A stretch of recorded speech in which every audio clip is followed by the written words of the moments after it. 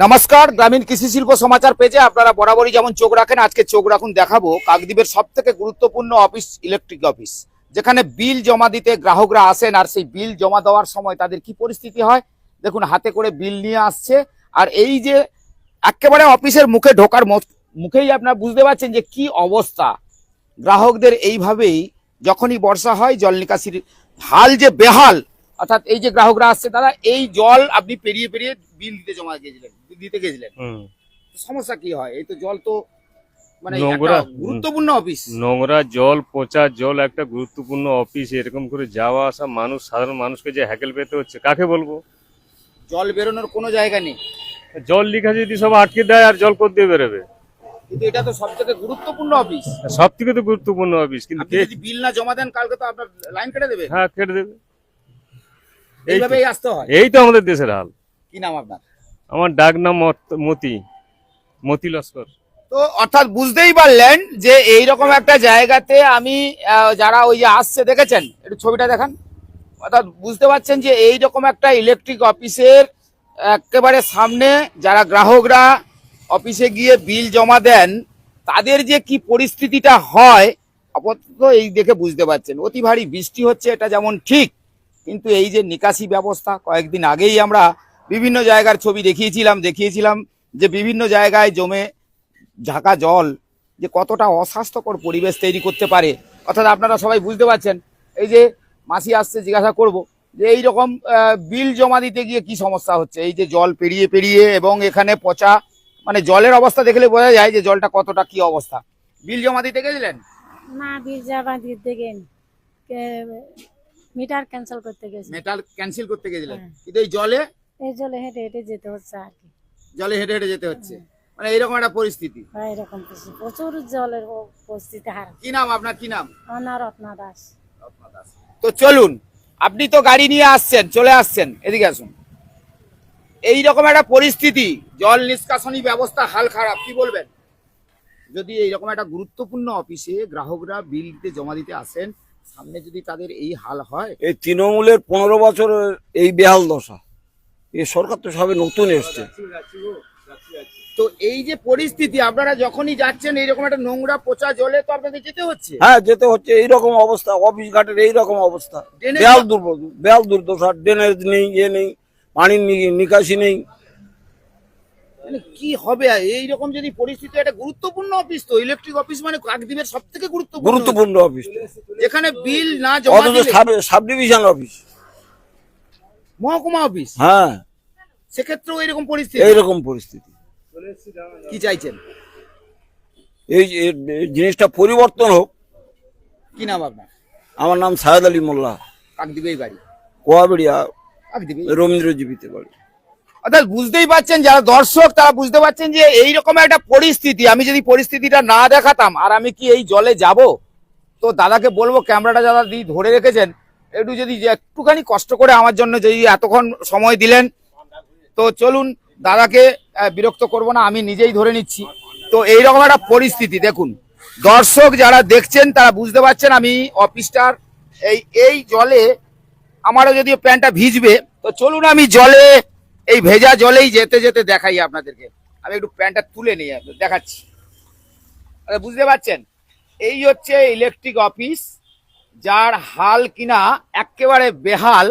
অর্থাৎ এই জল এখান থেকে বেরোতে গেলে তার যে বিকল্প ব্যবস্থা, তৎকালীনকালীন সরকার যে সরকার ছিল, সেই সরকারের গুরুত্ব কতটা ছিল দেখুন। কারণ এই যে জায়গায় জল জমা হয়েছে, যারা গ্রাহক তাদের কিন্তু ইলেকট্রিক বিল জমা দিতে গেলে তাদের এই জায়গা থেকে যেতে হবে। কিন্তু সমস্যা কোথায়? সমস্যাটা এই কারণে, এই জায়গায় যদি দেখি এ তো সে নদী হয়ে গেছে। এই যে নদী দেখুন, এইটা একটা পরিস্থিতি দেখুন। গভর্নমেন্টের গাড়িগুলো, ইলেকট্রিক অফিসের গাড়িগুলো এখানে পড়ে রয়েছে। এগুলো নদীতে ফিশিং করা হয় এখানে। কি নাম আপনার? আমার নাম মধুসূদন দাস। আপনি কি এই বিল জমা দিতে হ্যাঁ, বিল এসেছেন? জমা দিয়ে এসেছি। তো এইরকম ভাবে যাচ্ছেন, তো কি করব? তো এইটার আপনারা কাউকে জানাননি? এখন তো জানাইনি, এই প্রথম তো এলাম এখানে, এই অবস্থা দেখলাম। এই অবস্থা দেখলেন? হ্যাঁ, বৃষ্টি হলেই শুরু হয়ে যায় বৃষ্টি এইভাবে। হলেই প্রতি বছর কি নাম আপনার? মধুসূদন দাস। এখানেই বাড়ি? এইখানেই বাড়ি। তো চলুন আর এই অফিসটা দেখাই। যারা দর্শকরা দেখছেন, অনেকে আমি দেখতে পাচ্ছি, তো আপনারাই মতামত দেন এর কি করা উচিত? কারণ নিকাশি ব্যবস্থা সরকারের যা পরিস্থিতি সেটা আপনারা জানেন যে সরকারের বয়স বেশি দিন হয়নি বর্তমান সরকারের। তো একটা জায়গায় আমি ঢুকে পড়লাম আর এইরকম একটা পরিস্থিতি দেখাচ্ছি, বোর্ডটা দেখে বুঝতে পারছেন।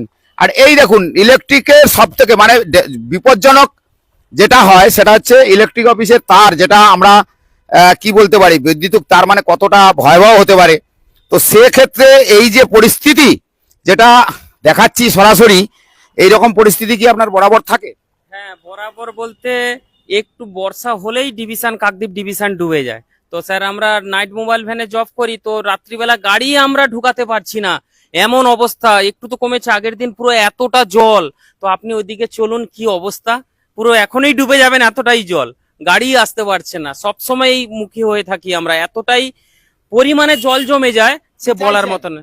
চাইছি আমাদের এইটা যেন সুন্দরভাবে জল নিকাশিটা ভালোভাবে যেন হয়, আমরা যেন ভালোভাবে গাড়ি ফাড়ি রাখতে পারি, ডিউটি করতে পারি। হঠাৎ করে ইমার্জেন্সি সেক্টরে আমরা জব করি, তো এইভাবে হঠাৎ করে কল আসলে আমরা যে বেরিয়ে যাব, গাড়ি ডুবে থাকলে গাড়িকে বাইরে রাখতে হয়, তো প্রচুর এই বিপদের সম্মুখীন হয়ে থাকি। তার জন্য আমার নাম রণজিৎ মান্না। ধরুন, তো চলুন এইবার আমি যাব এই যে যে জলটা দেখালাম, মানে এই যে ইলেকট্রিক অফিস কাকদ্বীপের সাব ডিভিশন অর্থাৎ মহকুমা অফিসের হাল যদি এই হাল হয়, নিকাশি ব্যবস্থার হাল যদি বেহাল হয়, তাহলে আপনাদের এই পরিস্থিতির উপর মানে যে পরিস্থিতির উপরে গ্রাহকরা আসছেন বিল জমা দিতে, অর্থাৎ বিল কিন্তু এই জায়গায় তাদের জমা দিতে হবে, আর বিল না জমা দিলে তাদের কিন্তু লাইন কেটে দেওয়া হবে। তার মানে বুঝতেই পারছেন। হ্যাঁ বলুন, এই যখন এত পানি আসবো কি করে, আসতে পারতেছি? দেখো তো কত করে কাপড় তুলে কতটা পানি নিয়ে যেতে হচ্ছে। মানে এই বিল জমা দিয়ে এই যাচ্ছে, কি করে ডুবে ডুবে যেতে হবে না, তখন তো কেটে দেবে না কেটে। তা সমস্যাটা তো দীর্ঘদিনের সমস্যা ছিল। হ্যাঁ, অনেক দিনের সমস্যা তা এটা। এটা কাউকে জানিয়েছিলেন আপনারা? না, জানাইনি, এবারে এসেছি কি করবো, জানাতে হচ্ছে এখন। এই পেয়েছি সামনে, দেখা জানাতে কি নাম হচ্ছে। আপনার? আশিদিন বিবি মোল্লা। আপনার কি নাম? আসমা বিবি। আপনি বিল জমা দিতে এসেছিলেন? হ্যাঁ। তো বিল তো জমা দেওয়ার আগে তো এক হাঁটু জলেই আপনাদের ঘুরে বেড়াতে হচ্ছে। কি করবো বলো, কি চাইছেন? কি চাই, এটা ভালো হতে চাই। ড্রেন হোক, হ্যাঁ জল বেরিয়ে যায়। হ্যাঁ, 100 বার। কিন্তু পচা দুর্গন্ধ জল তো। হ্যাঁ ঠিক আছে। তো অর্থাৎ বুঝতেই পারছেন, আমি এই অফিসটার সামনে একটু ধীরে ধীরে এগোই। আপনি সাইকেল নিয়ে কি করছেন? বিল দিতে এসেছিলেন। তো এইভাবে বিল জলটা কতটা জল? জল তো এক হাঁটু। সরকার যদি না এগুলো ব্যবস্থা করে তো আমরা কি সরকারের করবো? বয়স তো বেশি দিন হয়নি বর্তমান সরকারের, তদানীকার সরকারের তো ব্যবস্থা করা উচিত ছিল। এটা কি করব, এখন বাধ্যবাধকতা দিতে হবে আমাদের, কষ্ট করে। বিল না দিলে তো কেটে দেবে। কেটে দিবে, কি করব? লাইন কেটে দিলেই তো লাইন আর কেটে আলো দিলেই জ্বলবে না। ব্যাস আলো জ্বলবে না, মানে সমস্যা সমস্যা। একে সমস্যা, তার উপরে এটাও সমস্যা। এটাও সমস্যা। কি নাম আপনার? সমীর মন্ডল, আপনার কাকদ্বীপে বাড়ি? কাকদ্বীপে বাড়ি। তো অর্থাৎ বুঝতেই পারছেন, ইলেকট্রিক দপ্তরটা আমি আপনাদের দেখিয়ে দিই। এই দপ্তরে যারা কর্মরত অবস্থায় থাকেন তাদেরও কিন্তু প্রতিনিয়ত এইরকম একটা সমস্যার সম্মুখীন হতে হয়। অর্থাৎ আপনারা সবাই জানেন যে সব থেকে গুরুত্বপূর্ণ যদি অফিস হয় সেটা কিন্তু এই ইলেকট্রিসিটি অফিস। কারণ এই অফিসে যারা শুধু বিল দিতে আসে তাদের যে সমস্যাটা হয় এমনটাই নয়, কারণ যারা এখানে কর্মরত অবস্থায় থাকেন, দেখুন একজন সরকারি কর্মচারী তার অবস্থাটা দেখুন, এই যে প্যান্ট তুলে প্যান্ট কুড়িয়ে তাকে কিন্তু সেই অফিসে যেতে হচ্ছে। আরে ভাই, এ তো নোংরা দূষিত জল। তদানীকাল সরকারের যে ড্রেনেজ ব্যবস্থার হাল একটা গুরুত্বপূর্ণ অফিসে, সেই অফিসটার সামনেই আমি দাঁড়িয়ে রয়েছি। যারা বিল দিতে আসছেন তারাও যেমন পরিস্থিতির সম্মুখীন হচ্ছেন, তার পাশাপাশি একেবারে অফিসের মুখের দোরগোড়ায় দেখুন জল। দেখান দেখান দেখান, মুখের দোরগোড়ায় জল। যারা গ্রাহকরা এই অবস্থায় বিল দিতে আসছেন তাদের কি পরিস্থিতি হয়, আর গাড়ি নিয়ে যিনি আসছেন একটু দেখান দেখান, গাড়িটাও জলে ডুবে যাচ্ছে। দেখান দেখান।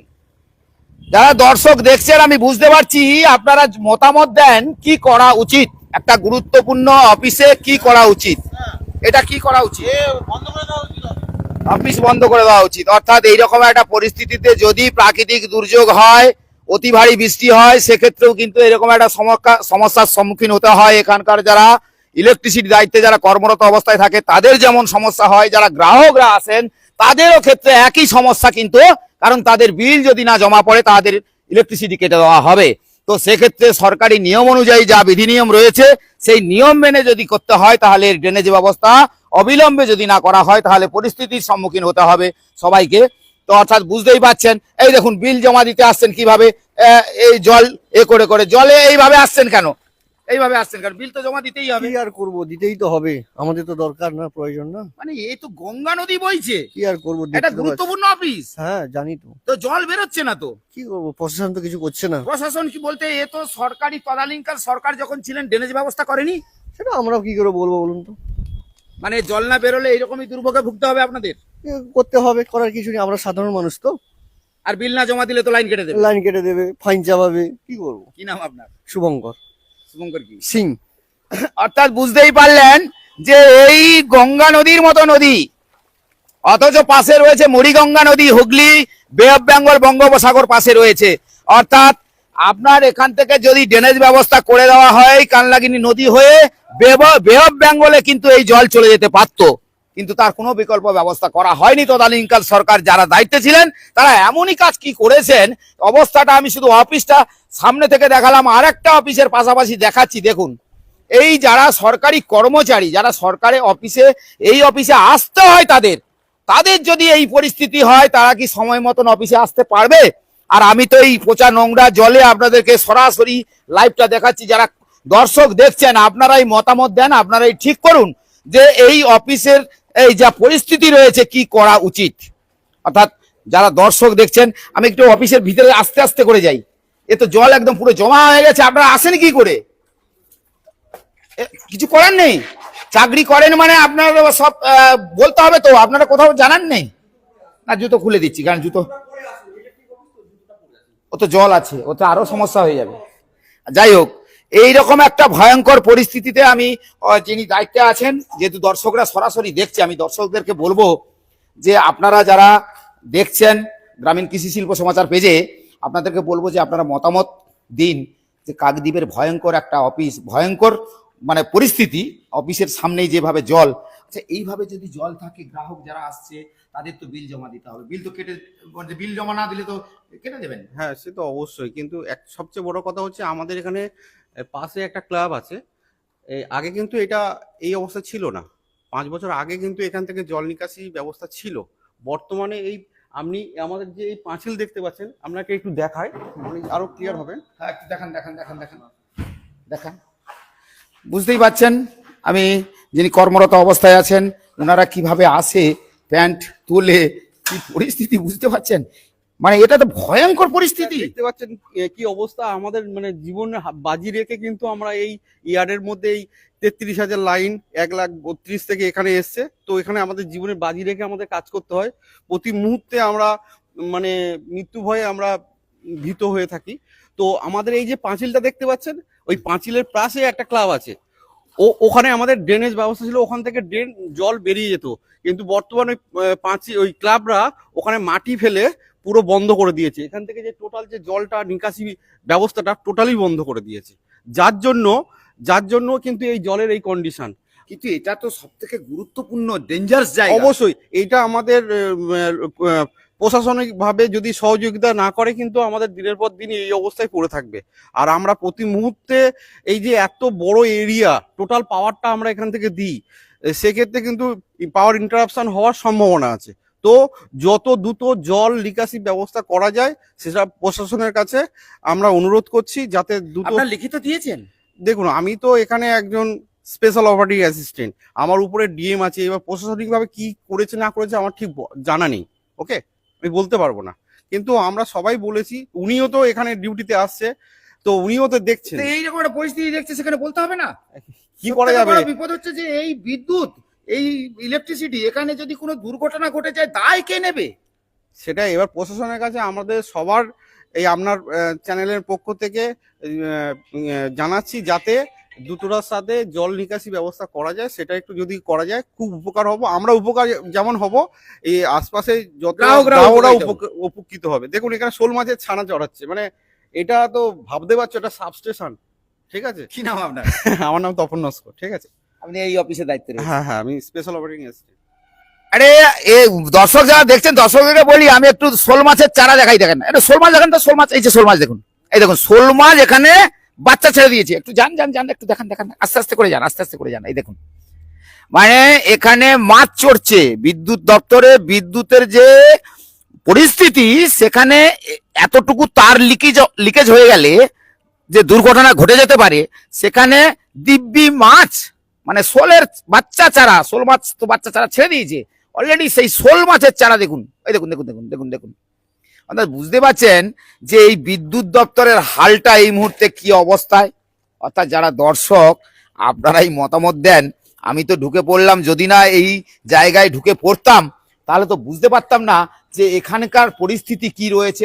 অথচ যারা কর্মরত অবস্থায় থাকেন তাদের কতটা ঝুঁকিপূর্ণ, অর্থাৎ তারা ঝুঁকি নিয়ে যে কাজ করতে আসেন সেটা তো বললেন। তার পাশাপাশি আমি সরাসরি যখন দর্শকদের দেখাচ্ছি, আপনাদের দেখাচ্ছি, আপনারাও দেখে বুঝতে পারছেন যে কাকদ্বীপ সাব ডিভিশনের বিদ্যুৎ দপ্তরের হাল কতটা বেহাল।